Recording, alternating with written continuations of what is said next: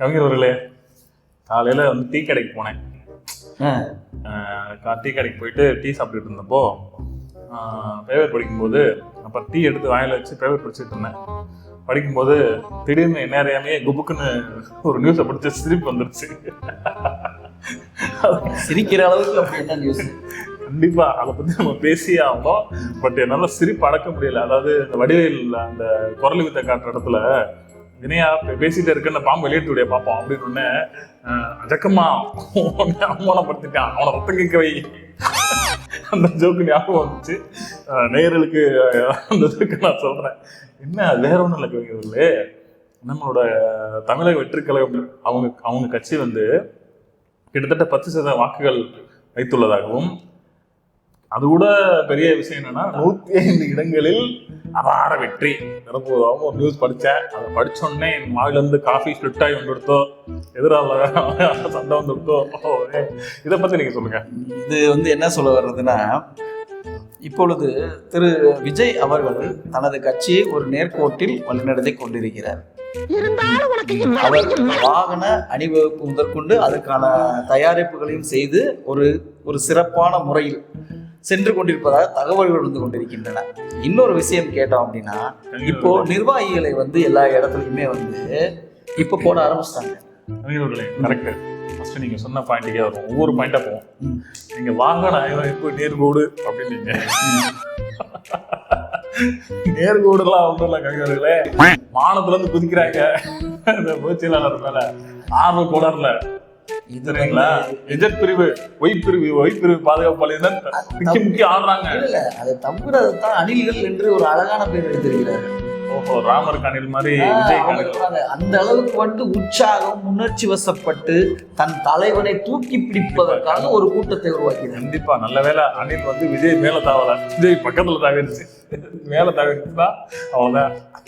இருந்தாலும் ரைட்டு. அதாவது வாகன பேரணி கவிஞர் சொல்வது போல நேர்கோட்டில் சென்றாலும் வரப்போற செய்திகள் வந்து கிட்டத்தட்ட நம்பும்படியாக இல்லை.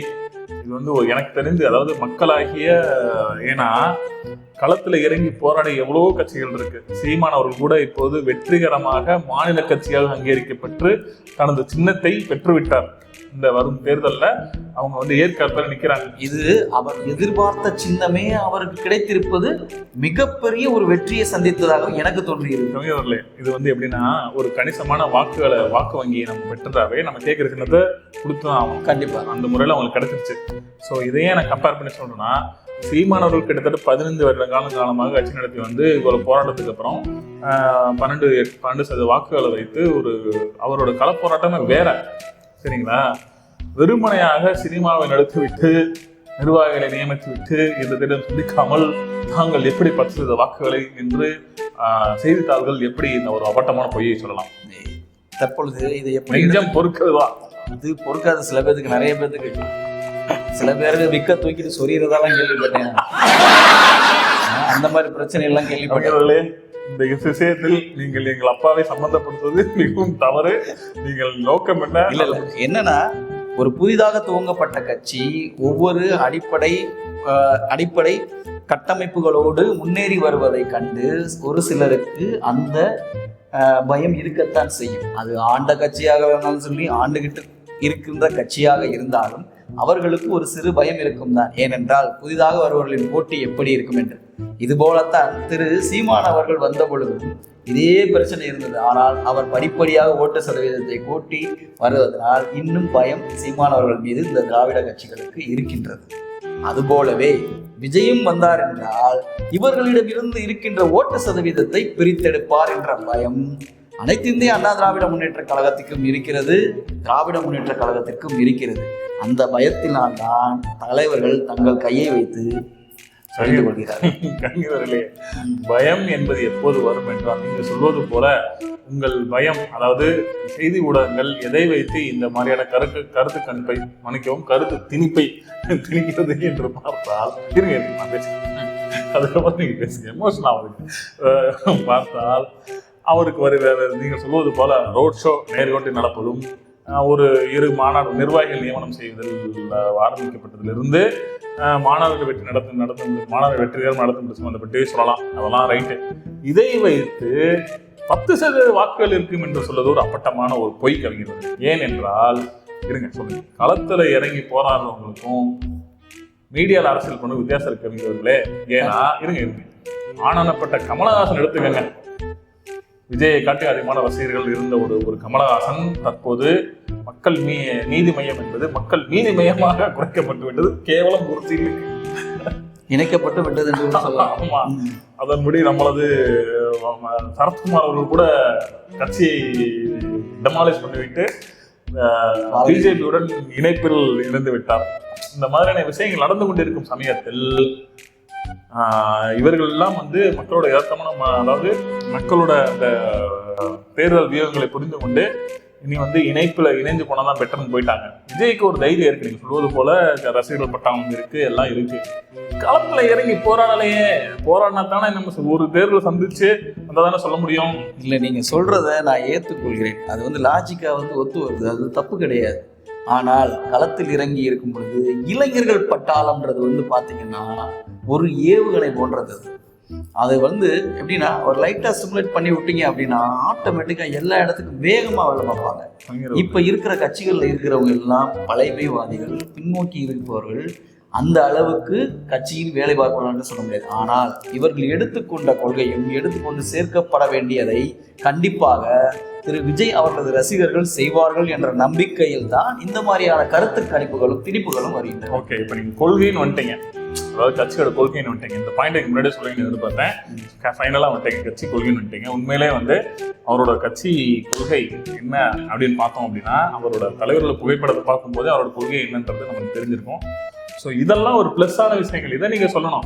அவரோட கொள்கை, கட்சி கொள்கை, அவர் மதிக்கின்ற அவர் தலைவர்கள், அந்த இதெல்லாம் பாசிட்டிவான விஷயங்கள். ஸோ நீங்க சொல்வது போல பிற கட்சிகள் வயதானவர்கள் இருந்தாலும் அவர்களுக்கு இருக்க அனுபவம் விஜய் கட்சியில இன்னும் அந்த அளவுக்கு எபிலிட்டி வல்லனே சொல்லலாம். ஒரு தேர்தல் சந்திச்சதுக்கு அப்புறம் நீங்க சொல்வது போல இன்னொன்னு சொல்லிட்டாரு, நீங்க சொல்வது போல என்ன பெர்சன்டேஜ் வரும்ன்றது நம்ம சொல்லலாமே தவிர இன்னொன்னு சொல்லிட்டாரு, மாநாட்டிலே சொல்லிட்டாரு கூட்டணி அப்படின்னு சொல்லிட்டாரு.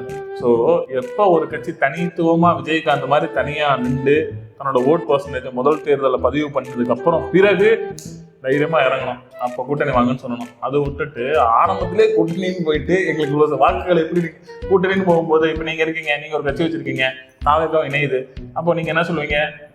மொத்தம் கூட்டணி பெற்ற கட்சிகள் ஓட்டுனா சொல்ல முடியும், எனக்கு ஓட்டு சொல்ல முடியுமா? இது அந்த கட்சி அடிப்படையாகவே அதன் கொள்கையில் வைத்துள்ளது. ஆட்சியிலும் அதிகாரம், அதிகாரத்திலும் பங்கு, ஆட்சியிலும் பங்கு. இந்த விஷயத்தை கோடிட்டு காட்டுகிறார் திரு விஜய் அவர்கள். அப்படின்றப்ப விஜய் மட்டும் காட்டல, பல கட்சிக்காரங்க ஆட்சியிலும் பங்கு அதிகாரத்திலும் பங்கு சொல்லிட்டாங்க. தவிர ஆட்சிக்கு வந்ததுக்கு அப்புறம் பிளாஸ்டிக் சேரோட கொடுக்க மாட்டாங்க. சரி விடுங்க.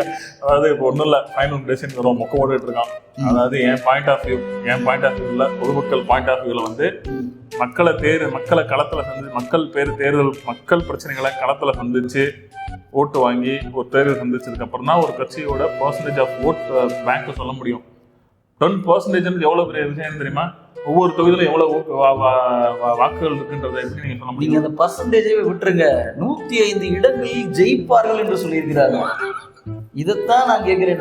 105 இடம்ல நீங்க சொன்ன 10% நான் டிஃபெண்டர், நீங்க அக்செப்டர், நீங்க தான் சொல்லணும். 105 இடங்கள் அப்படின்னு சொல்றப்ப அவர்கள் எடுத்திருப்பது எந்தெந்த வாரியாக எடுத்திருக்கிறார்கள், எப்படி எடுத்திருக்கிறார்கள், அந்த கருத்து கணிப்புக்காக அவர்கள் எந்தெந்த இடங்களை தேர்ந்தெடுத்தார்கள், எந்த மாதிரியான வாக்காளர்களை தேர்ந்தெடுத்தார்கள், எந்த மாதிரியான இடங்களில் விஜயின் ரசிகர்கள் அதிகமாக இருக்கிறார்களோ அதிலிருந்து எடுத்தார்களா, அல்லது ஒரு குறிப்பிட்ட இடங்களில் மட்டுமே எடுத்தார்களா, குறுகிய வட்டத்திற்குள் எடுத்தார்களா என்பதை எல்லாம் வைத்துத்தான் இதை கணக்கிட வேண்டுமே தவிர பொதுவாக நீங்கள் சொல்வது போல 10% எப்படி வரும் என்றது கேட்பதற்கான வாய்ப்புகள், சாத்தியக்கூறுகள் கிடையாது. சரிங்க, முடிவுக்கு வருவோம். அதாவது ஒரு பழமொழி இருக்கு, என்னதான் விளக்கெண்ணெய் ஊற்றி மண்ணில் போட்டு பறந்தாலும் ஒற்ற மட்டும்தான் விட்டோம். ஆனாலும் ஒரு ராசியில் உச்சம் பெற்ற ஒருவன் படித்தாலும் பல்டி அடித்தாலும், படிக்கவில்லை என்றால் பல்டி அடிக்காவிட்டாலும் அவனுக்கு சேர்வது வரத்தான் செய்யும். அப்படி சொல்லக்கூடாது. ஒரு லக்கணத்தில் உச்சம் பெற்ற ஒருவன் பேட்டரியோடயும் பேசலாம், பேட்டரி இல்லாமல் பேசலாம், கண்டுக்கிறாதீங்க. புரிஞ்சுக்கிட்டீங்களா? Right, okay. இதுதான் இப்போ 105 கவிஞர் அவர்கள் சொல்வது போல 10% ஓட்டு வங்கியையும் 105 இடங்களையும் தரப்போவதாக வரும் கருத்து கணிப்பு அவர் பாயிண்ட் ஆஃப் வியூவில் சரி என்றாலும் பொதுமக்களாகிய நம்முடைய பாயிண்ட் ஆஃப் வியூவில் அது வந்து ஏற்றுக்கொள்ளப்படாது என்பதே இந்த காணொலியின் முடிவு. நன்றி, வணக்கம். மக்களின் பார்வைக்கு விட்டு விடுகிறோம். ஆள விடுங்களா.